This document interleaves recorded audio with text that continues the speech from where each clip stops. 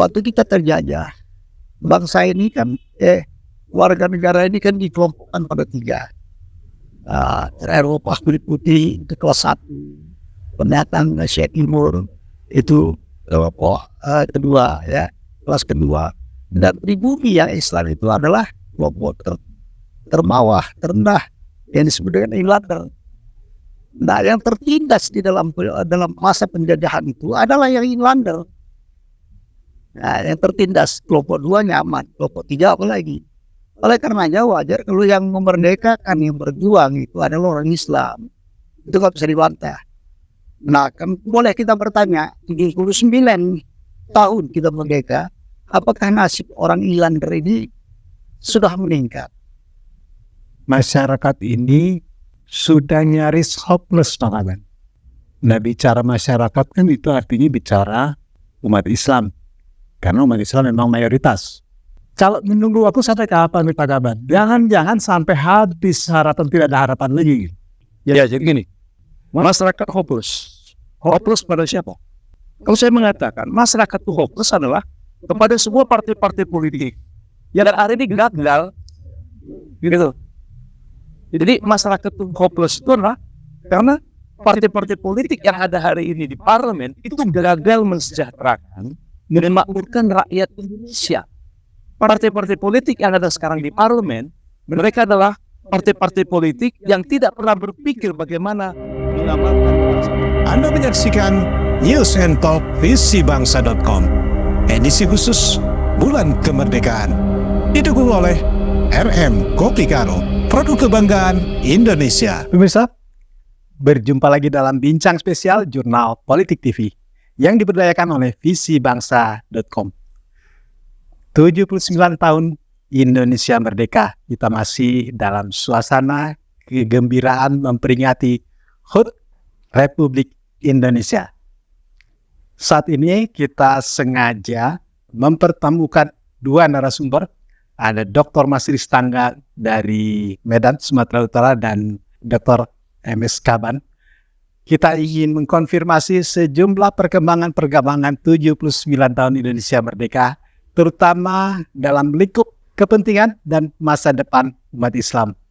Pak Kaban, 79 tahun Indonesia merdeka, kita mengalami pasang surut, termasuk di dalamnya adalah peran besar umat Islam menghantarkan bangsa ini ke pintu gerbang kemerdekaan sampai saat ini.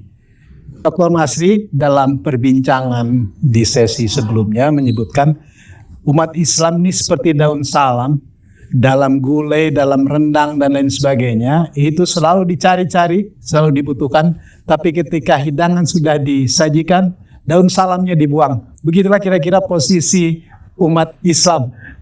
Pak Kaban, bagaimana menanggapinya? Ya, terima kasih Bung Hadi. Assalamualaikum warahmatullahi wabarakatuh. Waalaikumsalam. Selamat jumpa juga dengan Dr. Masris Tanggang. Jadi kita di dalam melihat bagaimana peran umat Islam dalam konteks Indonesia, ya. Jadi menurut saya 79 tahun Indonesia merdeka itu belum lama. Ya, itu belum lama. Masih baru, ya. Jadi angka 79 tahun itu bukanlah angka yang lama. Ya. Kenapa saya mengatakan demikian? Karena ketika kita bicara tentang masalah kekuatan politik Islam dan pembangun peradaban Indonesia, ini faktornya sangat banyak. Siapapun yang tahu dan paham bahwa Indonesia dengan Islam itu tidak mungkin dipisahkan. Ikhtiar atau ada pihak-pihak yang mencoba-coba mendikotomikan antara Islam dengan Indonesia, itu adalah sebuah kejahiliahan dan itulah sebuah kerugian besar untuk bangsa ini. Kenapa demikian? Karena Islam dengan Indonesia itu sudah merupakan satu kesatuan yang tidak bisa dipisah-pisahkan. Baik secara historis, ya, historis Islam dan juga dengan rakyat Indonesia, ya kan, mayoriti itu Muslim, ya kan. Kemudian sejarah juga peran-peran dari para sultan-sultan dan juga para pejuang-pejuang itu juga Islam. Nah, begitu juga ketika Negara Kesatuan Republik Indonesia mengalami turbulensi politik, ya, mengalami goncangan-goncangan, bagaimana tahun 46, bagaimana tahun 48, ya, bagaimana setelah dekret 5 Juli ya 1959, bagaimana ketika menghadapi ancaman kudeta yang dilakukan oleh kelompok-kelompok pengkhianat PKI, ya, dan juga bagaimana krisis moneter tahun 1997-98, ternyata kaum muslimin, ya, itu selalu melakukan satu langkah-langkah yang menyelamatkan Indonesia. Selalu berada di front terdepan. Jadi ketika sedang menghadapi turbulensi dalam rangka mempertahankan NKRI ini, kaum muslimin selalu terdepan. Nah, kalau tadi misalnya Dr. Masiris Tanggang mengambil sebuah analogi, ya kan, ketika ini sudah tersaji, ya, dan kemudian ada aroma penyedap, ya, yang ikut menjadi kenikmatan gitu, lalu dibuang, ya, itu persoalan waktu. Kenapa saya katakan waktu? Karena dalam proses pergiliran kekuasaan dan peradaban adalah masalah waktu saja. Jadi kata-kata 79 tahun lalu kemudian posisi kekuatan Islam, ya kalau bilang secara politik hari ini memang terjadi penurunan. Singkir lah. Ya, secara politik ya. Jadi kalau tahun 55, 57, 59 itu Masyumi, ya, itu pernah 40% semua kekuatan Islam, dan sekarang hanya tinggal 19%, ya kan? Nah itu adalah masalah waktu karena tren. Nah, tren hari ini orang masih cenderung, ya, masih menggunakan mindset mendikotomikan agama dengan negara, dan ada juga tren yang sifatnya global, seakan-akan Islam itu adalah ancaman. Ya, padahal Islam itu adalah solusi. Islam itu untuk Indonesia, dialah pemersatu. Dialah yang harus senantiasa, ya, menjaga eksistensi Indonesia ini. Nah, lalu bagaimana peran-peran politiknya, ya kan? Nah, ini memang saya katakan tadi bahwa ini hanya masalah waktu karena ada tren, ya, tren yang hari ini menganggap Islam itu sebagai musuh, apalagi misalnya setelah runtuhnya komunis, negara-negara komunis, ya, apakah Yugoslavia, ya, apakah itu Uni Soviet, ya, negara Cekoslowakia dan sebagainya, runtuh itu, ya kan? Nah, jadi ada tesis yang menganggap Islam itu adalah musuh berikutnya. Nah, ternyata tesis itu kan saya berpendapat hari ini tuh gagal. Nah, hanya saja di Indonesia ini karena sering terlambat, ya, di negeri lain orang memandang Islam itu adalah sesuatu yang berkontribusi terhadap membangun peradaban. Di negeri ini masih banyak yang jahiliyah yang menganggap Islam itu adalah musuh. Islam itu berbahaya. Jadi yang berbahaya itu cara berpikir jahiliyah itu. Gitu. Mas Ri, Anda setuju? Ini hanya soal waktu saja. Perputaran akan terjadi juga pada masanya. Karena sesuai dengan tren dunia, ini tidak terbukti Islam itu adalah ancaman. Anda setuju gak? Ini soal waktu saja itu. Ya kalau melihat apa yang disampaikan Allah dalam Al-Quran, ya akan dipergilirkan antara kebenaran kala itu soal waktu. Jadi itu bagian daripada ujian keimanan, dan supaya dengan pergiliran itu ada yang diambil Allah sebagai orang yang syuhada yang sahih. Jadi ya, perspektif kita memang ke depan memang harus katakan penuh harapan, ya. Artinya penuh harapan itu tidak pesimis, ya kan? Sebagai suatu tapi saya ingin menyoroti begini. Memang 79 tahun tidak lama, apalagi memang turbulensi politik kita ada. Tapi ada hal yang barangkali saya ingin mewarning supaya jangan terlalu lama juga nanti. Ya kan, kalau optimis tanpa ada warning dengan keadaan, nanti berlama-lama ini, begitu ya kan, waktunya panjang. Apa itu? Pertama begini, waktu kita terjajah, bangsa ini kan, warga negara ini kan dikelompokkan pada 3. Eropa kulit putih itu kelas 1, pendatang Asia Timur itu kedua, ya, kelas kedua, dan pribumi yang Islam itu adalah kelompok terbawah, terendah, yang disebut dengan Inlander.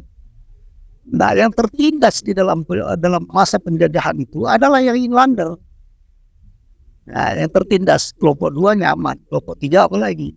Oleh karenanya wajar kalau yang memerdekakan, yang berjuang itu adalah orang Islam. Itu nggak bisa dibantah. Nah, kan boleh kita bertanya, 79 tahun kita merdeka, apakah nasib orang Inlander ini sudah meningkat dibanding dengan kelas-kelas tadi? Udah setara, tapi malah masih tetap di bawah. Nah, kalau pertanyaan itu barangkali kita mungkin masih apalah ya, katakan banyak hal yang membuktikan bahwa kita masih inlander dalam bidang politik, ekonomi, penguasaan aset, sumber daya dan segala macam. Nah, ini kan membuktikan bahwa perjalanan pembangunan itu 9 tahun belum seperti yang diharapkan sebagaimana pada pembukaan Undang-Undang 45. Oleh karena itulah kita berkepentingan dengan harapan dan tidak pesimis tadi ini, tapi juga di warning supaya ke depan ini memang betul-betul pemerintah itu berpegang pada pembukaan Undang-Undang 45. Menjaga semua tumpah darah bangsa. Artinya tanah kita nggak boleh diambil orang atau dikuasai orang. Bangsanya juga jangan disakiti orang. Jangan masalah orang datang kita tergusur. Itu kira-kira gitu ya. Dan itu masih bagaimana sekarang kan. Nah, kemudian mensejahterakan umum. Ya, sekarang apakah umum sejahtera atau kelompok tertentu yang sejahtera? Itu kan pertanyaan-pertanyaan yang barangkali perlu kita mencerdaskan bangsa. Nah, sekarang ini orang dulu mau berapa pendidikan, susah berapa pendidikan.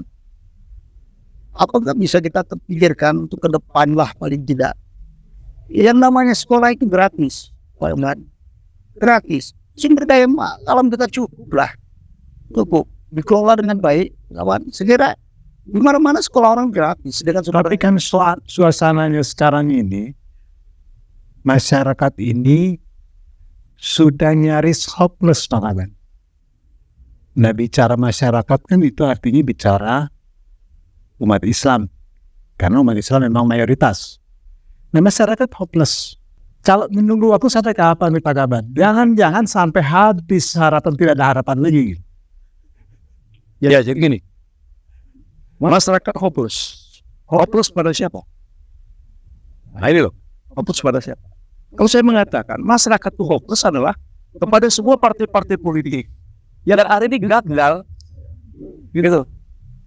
Jadi masyarakat itu hopeless itu adalah karena partai-partai politik yang ada hari ini di parlemen itu gagal mensejahterakan dan memakmurkan rakyat Indonesia.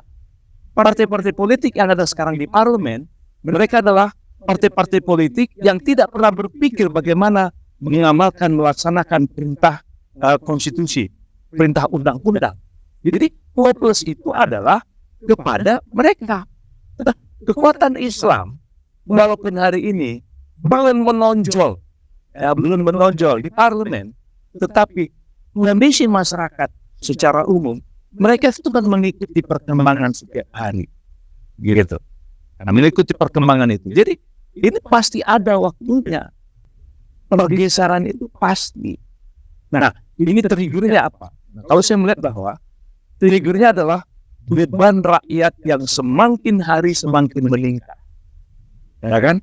Cara-cara permainan politik yang dilakukan oleh elit-elit partai politik yang semuanya berarema, ya, demo fulus, ya.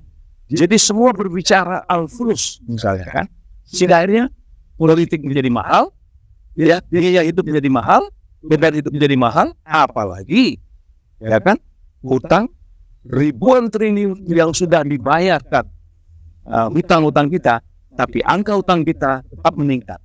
Ini kan ada apa? Ya, siapa ini? Ya, partai-partai politik yang hari ini ada di parlemen. Nah, jadi kita ya jangan lupa Islam itu adalah dia tetap menjadi rahmat, dia menjaga semua situasi yang ada, yaitu menjaga eksistensi negara kesatuan Republik Indonesia ini. Jadi masalahnya adalah suatu saat bahwa bukan tidak mungkin kekuatan Islam yang dianggap remeh itu justru itu menjadi sumber inspirasi untuk mengambil masalah dan memecahkan masalah itu. Kenapa? Karena semua bahasa-bahasa yang tercantum di dalam Undang-Undang Dasar kita itu redaksi-redaksinya adalah sebenarnya itu sangat dekat.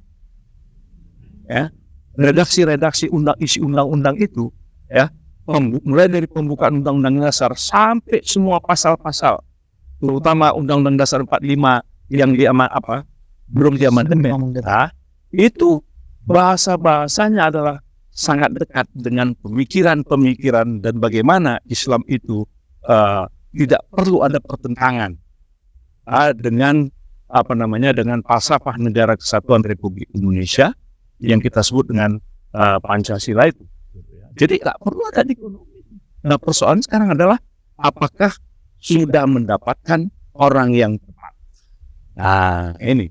Jadi siapapun dia, dulu ketika Pak Habibie misalnya kan, walaupun dia singkat, tapi ternyata dia bisa mengatasi masalah, dan waktu itu yang mendominasi cara berpikir Pak Habibie waktu itu adalah kaum cendekiawan Muslim. Ya kan, kaum cendekiawan Muslim. Jadi ini sebagai fakta sejarah. Buktinya waktu itu dalam tempo singkat, ya kan, dalam waktu singkat, nilai rupiah terhadap dolar, nilai rupiah menjadi lebih mengalami revaluasi. Ya, nah, dibandingkan dengan sekarang terjadi devaluasi yang sangat luar biasa. Ya, nah, jadi saya pikir saya tetap berada pada jalur berpikir bahwa persoalan Islam dalam pengertian tokoh-tokohnya tampil memimpin itu hanya masalah waktu. Ya, jadi hopeless yang ada hari ini adalah hopeless terhadap kekuatan-kekuatan politik yang tidak mampu memberikan jawaban bagaimana mengatasi persoalan-persoalan bangsa hari ini, terutama beban hutang. Coba hari ini cari konsep yang mewajibkan bayar hutang itu di mana? Bebaskan rakyat dari kaum gorimin. Jadi Seluruh rakyat Indonesia sekarang gorimin ini. Siapa yang bisa itu tadi? Bagaimana standar hidup kita hari ini dianggap dengan Rp20.000 per hari dianggap sebagai standar hidup yang layak? Apalagi dikatakan oleh Dr. Masih Tanggang tadi bahwa saya menyebut masalah pendidikan dan sebagainya. Jadi ini kita harus terus menyuarakan bagaimana amanat konstitusi yang harus kita yakinkan masyarakat, dan saya sangat yakin bahwa perilaku politik dan permainan politik yang jauh dari kebenaran, jauh dari nilai-nilai kebenaran dan mengingkari unsur-unsur keadilan, itu buahnya adalah perlawanan dari rakyat. Pak Kaban, kalau hopeless itu terhadap partai-partai politik, tapi kan kita tahu dari rezim ke rezim perilaku partai politik itu akan selalu ikut kepada penguasa. Artinya dia akan manut saja kepada pemimpin pemerintahan yang ada, pemegang kekuasaan yang ada. Mungkin nggak akan terjadi pergeseran perilaku partai-partai politik ini? Yang Anda mengatakan tadi kekuatannya di pemimpin itu. Ada harapan nggak ini? Ada harapan nggak ini? Karena kalau tidak kan sama saja dari rezim ke rezim. Nyaris partai politik itu tidak berpihak pada rakyat, tapi berpihak pada kelompoknya sendiri, tetap ikut dengan siapapun yang berkuasa. Silakan Bang Masri atau Bang Aman duluan. Silakan. Jadi memang pertanyaan Pak ya, itu lingkaran setan menurut saya ya kan. Satu sisi kita kan dirikan partai politik karena punya komitmen tersendiri ya kan.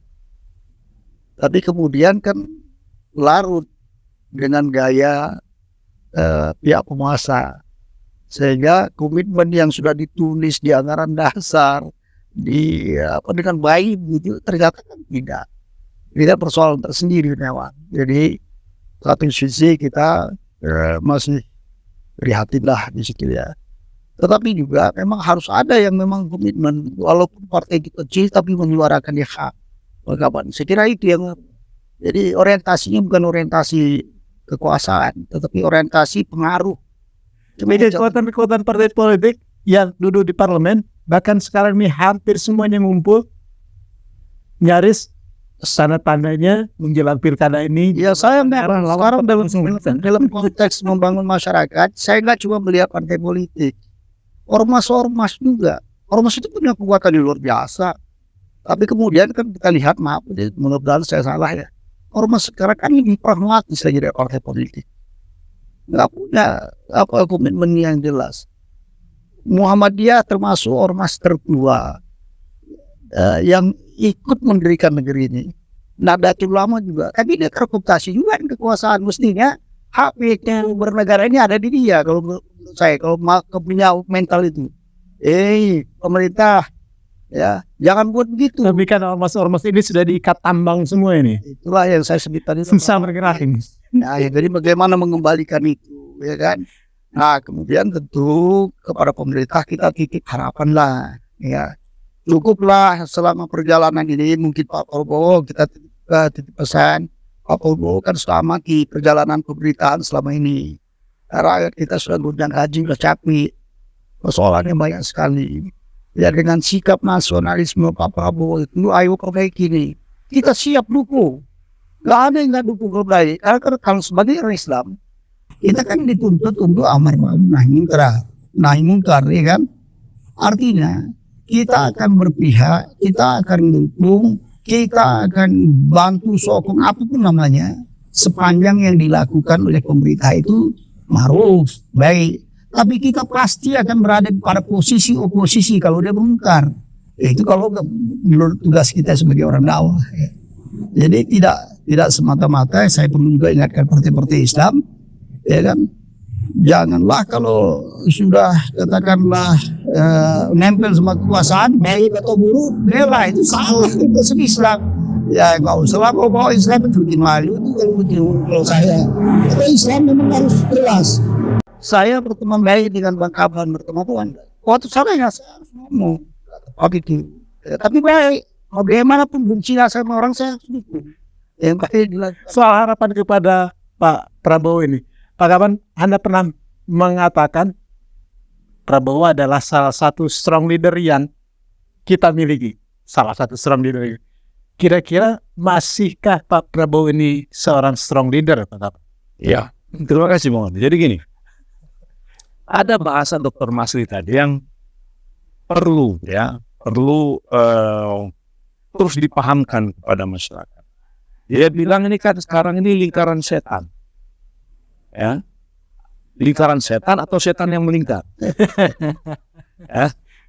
Jadi lingkaran setan atau setan yang melingkar. Melingkar siapa? Melingkari siapa? Ya. Dalam konteks bernegara dan berbangsa itu adalah pemerintah. Gitu. Jadi kita harus memahami ini bahwa setan itu kan esensinya adalah negatif. Semua perbuatan yang negatif, ya, opposite dari kebenaran, itu adalah setan. Jadi apa standar kita bernegara, berbangsa? Itu kan konstitusi. Itu loh. Standar kita bernegara itu konstitusi. Apa dasar konstitusi? Lihat. Mulai dari pembukaan undang-undang dasar. Penjajahan harus dihapuskan dari permukaan bumi. Cerdaskan bangsa, ya kan? Makmurkan, berikan keadilan dan kemakmuran kepada seluruh rakyat Indonesia. Berkat rahmat Allah yang Maha Kuasa, dengan ini bangsa Indonesia menyatakan kemerdekaannya atas dasar ketuhanan, kemanusiaan. Kan itu kalimat yang itu kan standar. Nah, ketika landasan ini ya ternyata dalam prakteknya bertentangan, berarti kekuasaan hari ini itu setan semua. Ya, karena setan itu negatif. Tidak ada setan itu berbuat positif dalam hidup ini. Jadi kalau penyelenggaraan kekuasaan dia membuat keputusan-keputusan, kebijakan-kebijakan yang negatif, menjauhi keadilan dan kemakmuran, itu setan. Kalau kita mau berpikir ini sakot. Pemerintah baru saja mengakui lewat doa Menteri Agama, kami mulai dijajah oleh nafsu dan kedengkian kami. Gitu. Coba. Yang berperilaku dengki itu apa? Setan ya? Yang mengikuti hal nafsu itu apa? Setan ya? Nah, jadi yang dibilang Dr. Masli tadi, lingkaran setan dan setan yang lingkar itu dalam kehidupan kita bermaksud dan bernegara. Kenapa? Karena kita tidak lagi menjadikan konstitusi itu membangun mindset, ya, membangun ukur kebijakan. Itu. Jadi kalau kita membangun bangsa ini, ya tadi misalnya ada bahasa-bahasa tentang sumber daya alam misalnya, itu kan jelas dikuasai oleh negara, gitu loh. Dikuasai oleh negara untuk ya sebesar-besar kemakmuran rakyat. Cabang-cabang produksi yang menyangkut hajat hidup orang banyak, ya kan, itu dibangun dengan prinsip kekeluargaan, ya, berdinasti, kekeluargaan seluruh kita dalam konteks berbangsa dan bernegara. Nah, sekarang bagaimana logikanya? Ya, kemudian terjadi ketimpangan yang sangat luar biasa. Sumber daya alam dan segala kekayaan bangsa ini dikuasai oleh 15 orang.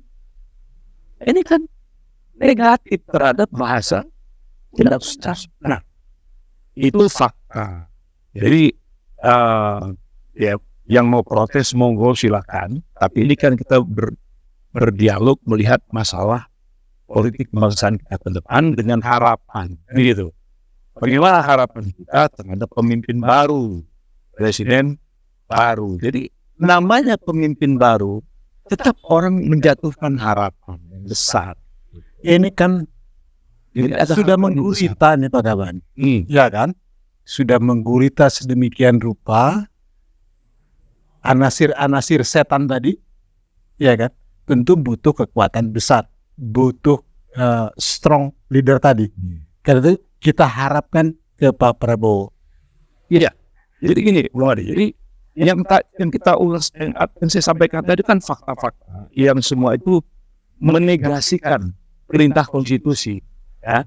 Nah, dalam bahasa Arab, ya kan, syatano itu artinya negatif. Ya. Jadi dalam bahasa Arab syatano itu maknanya adalah negatif. Jadi semua yang dia bertentangan dengan undang-undang dasar 45, ya, itu karena tidak mewujudkan keadilan dan kemakmuran bagi seluruh rakyat Indonesia, itu setan, negatif, gitu loh. Nah, jadi pertanyaan sekarang, bagaimana dengan pemimpin baru? Bagaimana dengan pemimpin baru? Bagaimana dengan presiden baru? Nah, pemimpin baru, presiden baru ini ada pada Prabowo dan Gibran, ya kan? Kita tahulah Gibran, ya kan?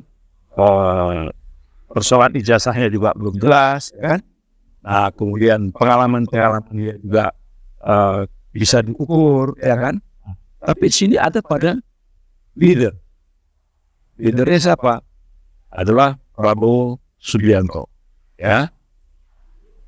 Dia kalau dilihat dari ukuran standar kriteria pemimpin itu sudah terpenuhi, ya kan? Dan dia memahami persoalan bangsa.